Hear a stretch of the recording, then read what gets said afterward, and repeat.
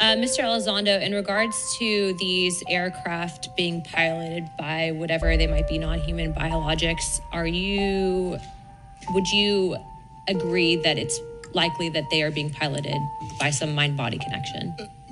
Ma'am, I think it is safe to presume here that they are being intelligently controlled because some cases seem to anticipate our maneuvers, and in other cases they seem to, I came across an email where the word stalked was used in a very secure email between Navy officers discussing their ships being pursued by a UAP. In our previous panel, we had Grush, and he had testified to say that some of these were interdimensional beings. Can you speak on that at all?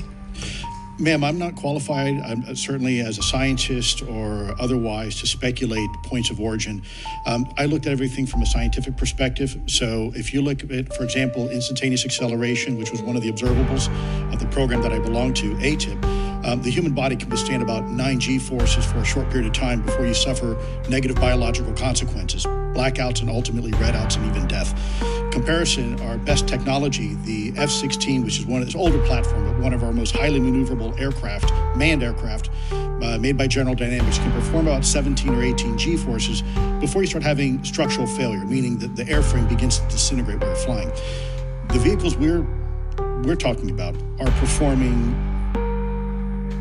in excess of 1,000, 2,000, 3,000 Gs.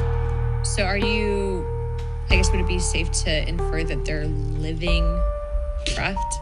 I'm not prepared at this point to state for the record is something alive or not, because even that definition is hard. There was a time in science we thought that life required oxygen, and we now know that's not true. There are anaerobic bacteria that thrive in oxygen environments that lack oxygen. And so also the same with photosynthesis. When I was in college, I was told everything is derived from photosynthesis as a form of energy. In reality, that's not true. There are things that live off of chemosynthesis. So we're constantly having to reevaluate our understanding of what the definition of life is. Do any of you ever come across reports from people that claim to have firsthand experiences with these entities, whatever they might be, or these aircraft, and then as a result, whether or not they're religious, find that these things automatically disappear? Anyone, this is open to any of you on the panel. So just real quick, because I'm running out of time. Lou?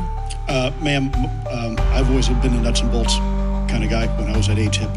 I was focusing more on the performance characteristics and less on the potential occupants. Thank you guys for your time.